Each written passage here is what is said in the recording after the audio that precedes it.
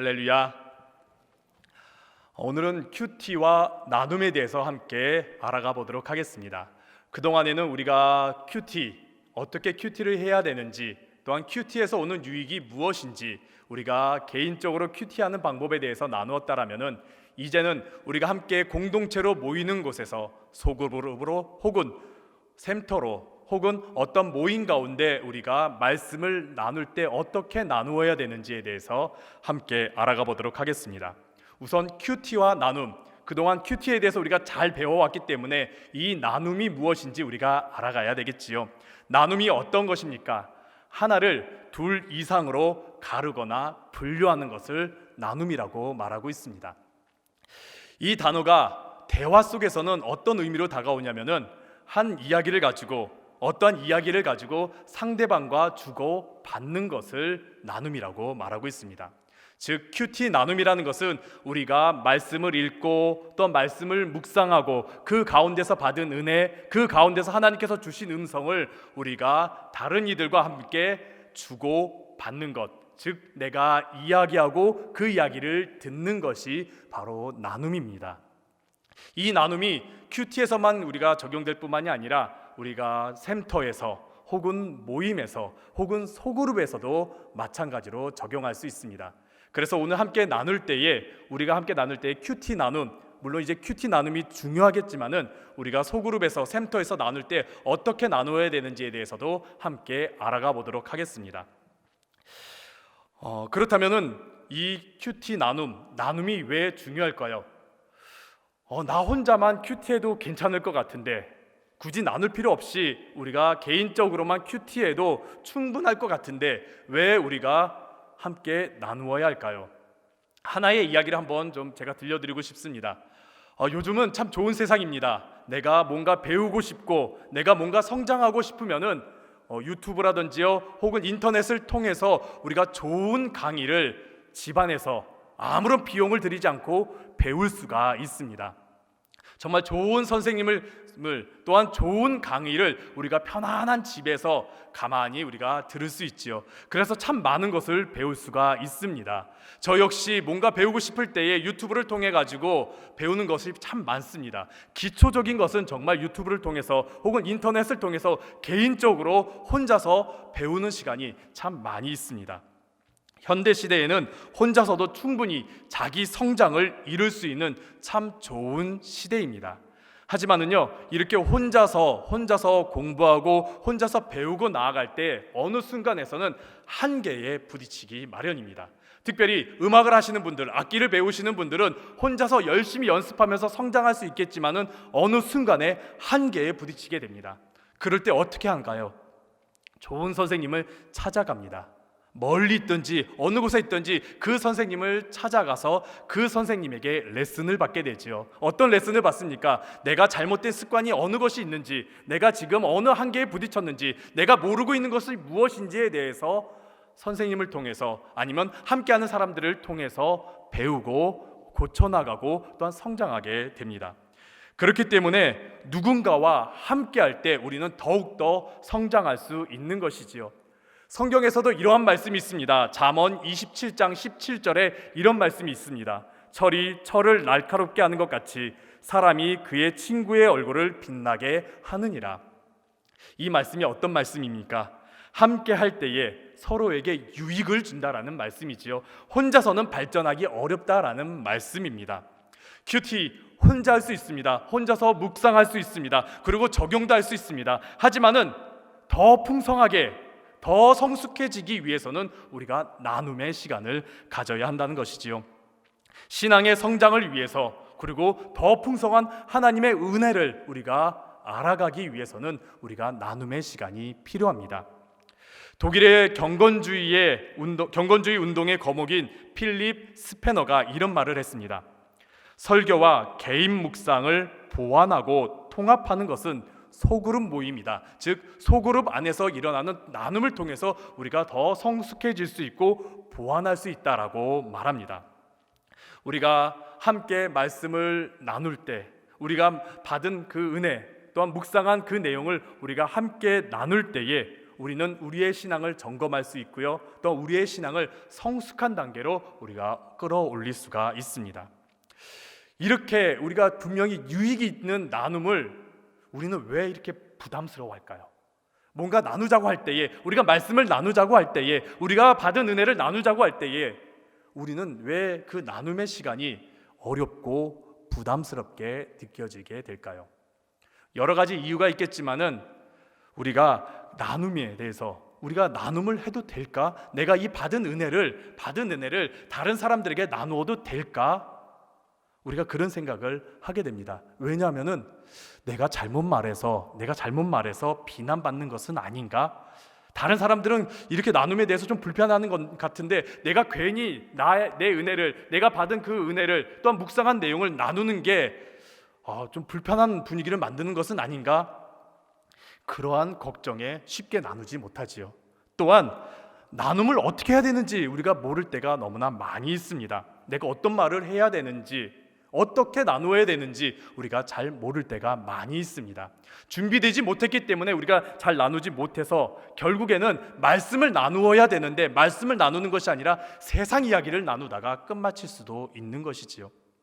그리고 한 가지 더 있다 그러면은 나누기 시작했는데 상대방이 어려운 내용을 전했을 때, 어려운 내용을 나누었을 때 그것을 내가 어떻게 대처해야 될지, 그 샘터의 지도자가, 그 나눔의 지도자가 혹은 다른 듣는 사람들이 그 내용에 대해서 어떻게 반응해야 될지 모르기 때문에 굳이 나누는 것을 회피하는 모습을 보게 됩니다.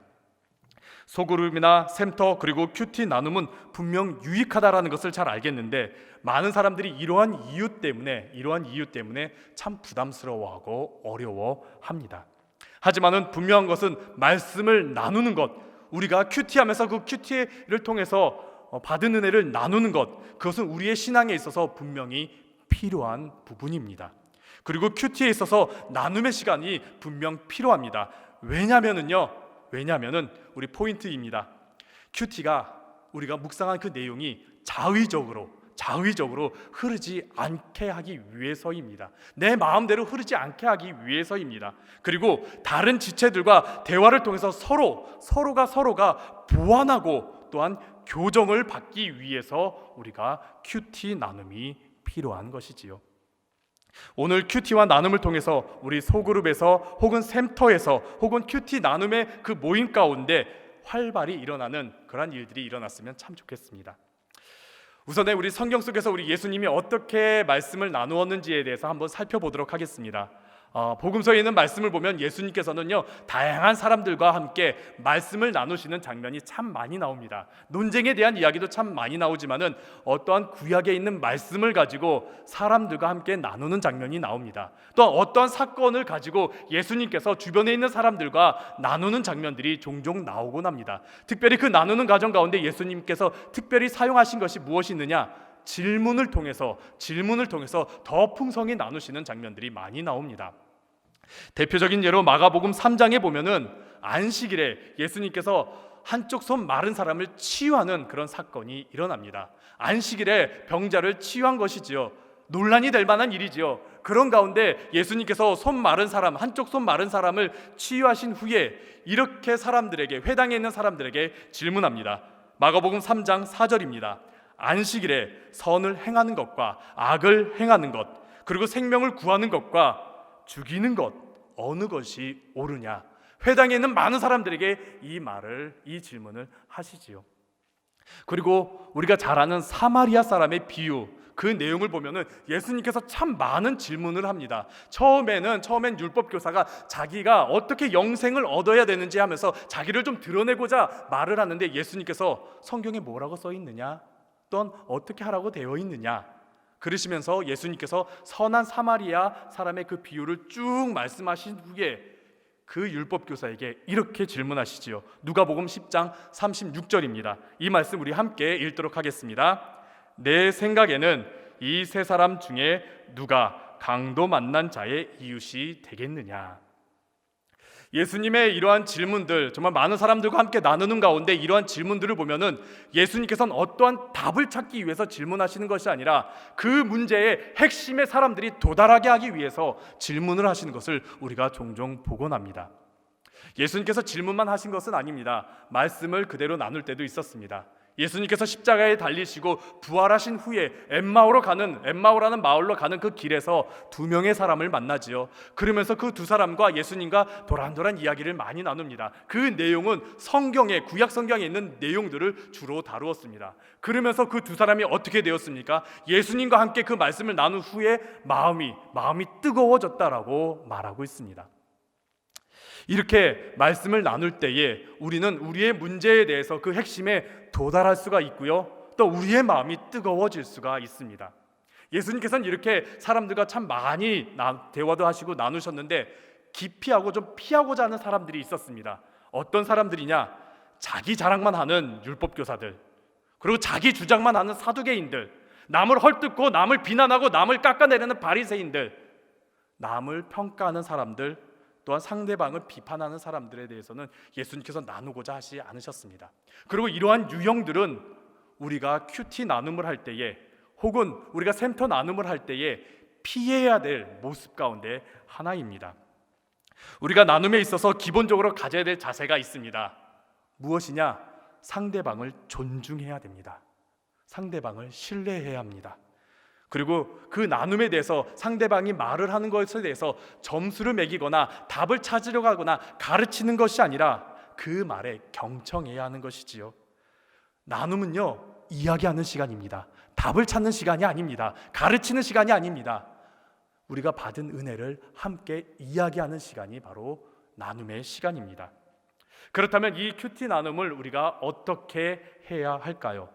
큐티 나눔의 방법에 대해서 한 가지 이야기해 드리겠습니다. 꼭 이 방법만 해야 되는 것이 아닙니다.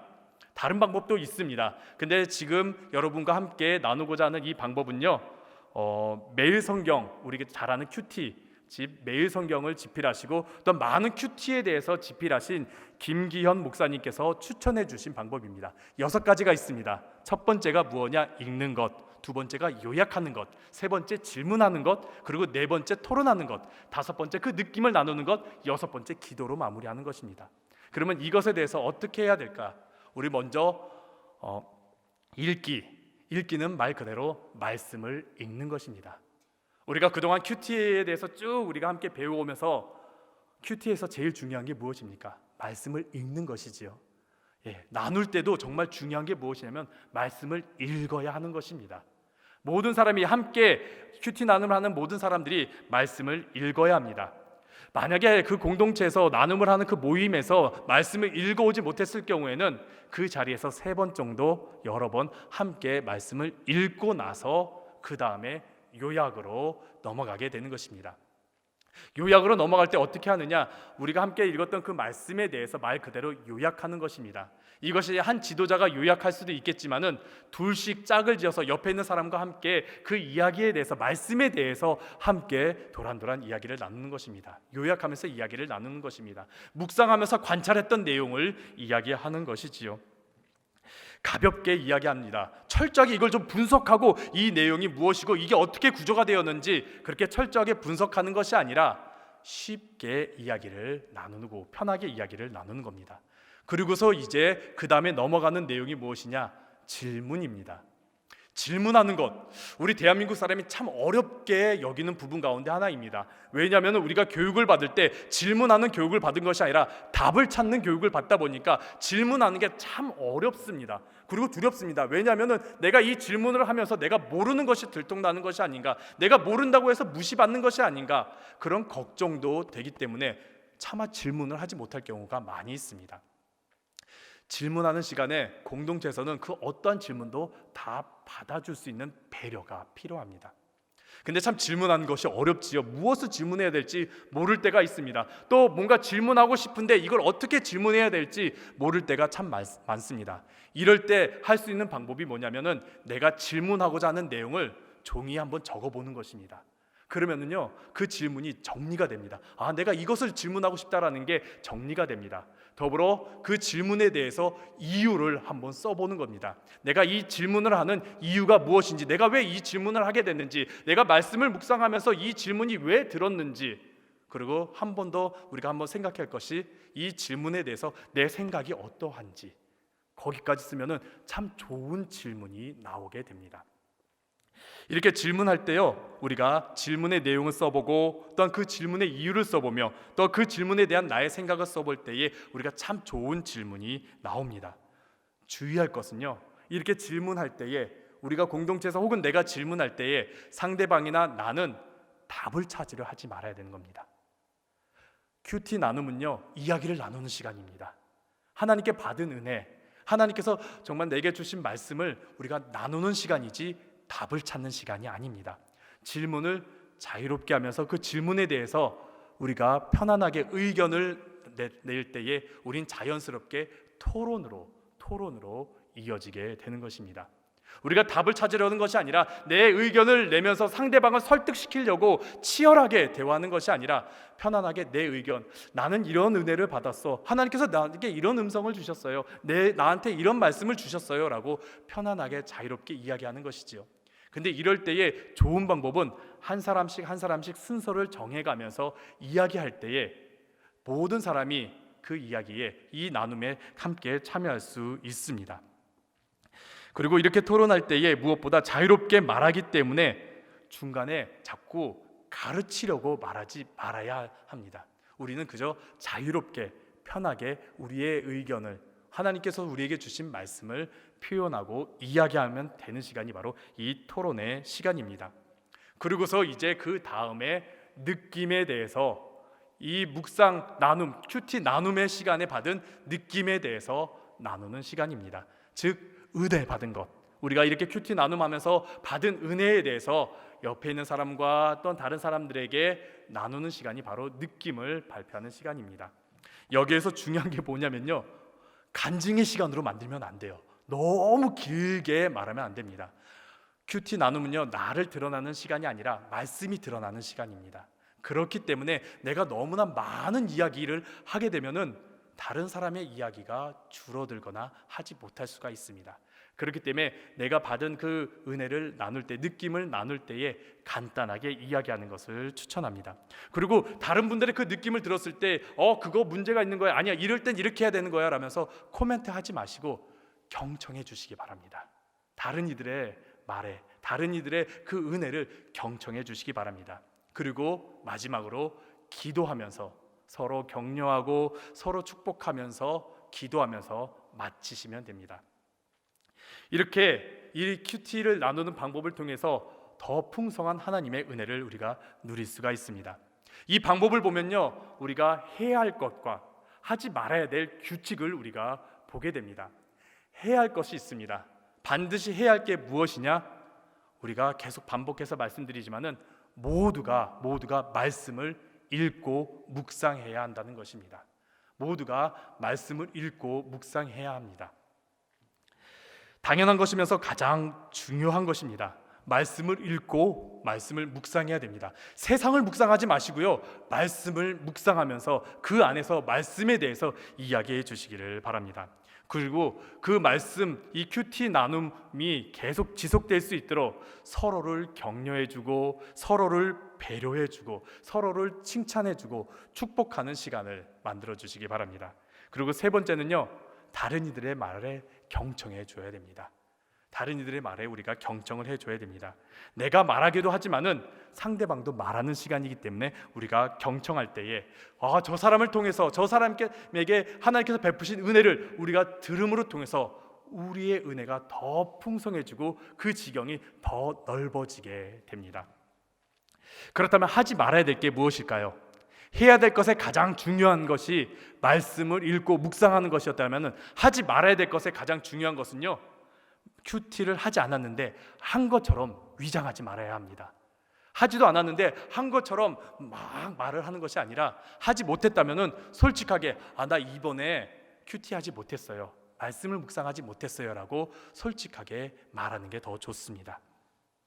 그리고 길게 말하지 말아주시기 바랍니다. 함께 나누는 시간이기 때문에 길게 말하지 말고 상대방이 말할 수 있는 시간을 우리가 배려해 주시기 바랍니다.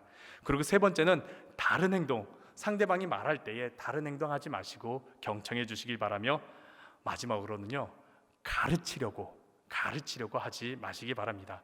자꾸만 뭔가 말씀을 듣다 보면은 저거 아닌데 하면서 뭔가 가르치고 싶을 때가 있습니다. 말씀을 나누는 시간입니다. 이야기를 하고 이야기를 듣는 시간입니다. 가르치지 마시고 들어주시기를 바랍니다.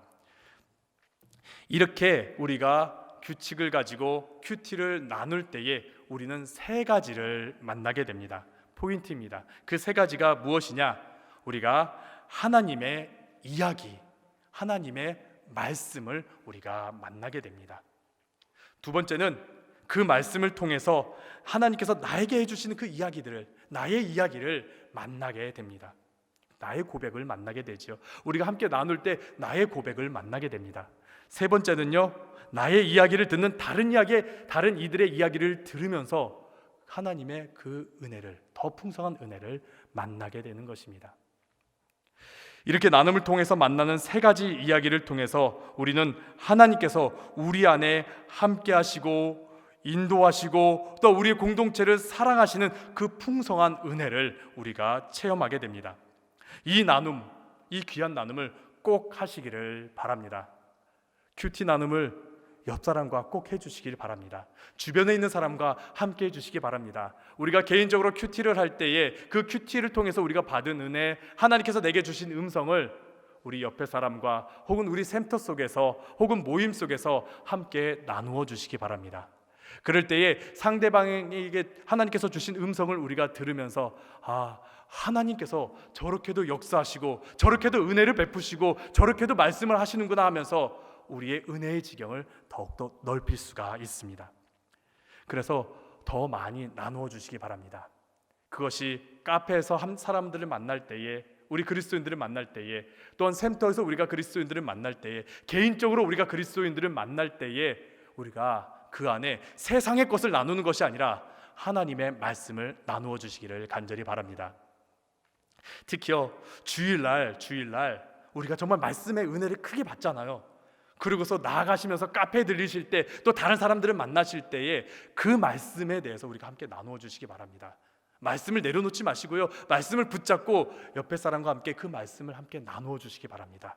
또 우리가 매일마다 말씀을 묵상하고 그 큐티하고서 우리가 다른 이들을 만날 때에 우리의 대화의 중심이 하나님의 말씀이 되기를 간절히 바랍니다. 우리는 그리스도인입니다. 주님을 우리 마음의 중심에, 우리의 삶의 중심에, 우리 모든 것의 중심에 그리스도를, 하나님을 두는 그리스도인들입니다. 우리의 대화 가운데 중심이 그리스도가, 하나님의 말씀이 되기를 간절히 바랍니다. 그 가운데서 더 풍성한 은혜를 누리시는 여러분들 되시기를 간절히 바랍니다.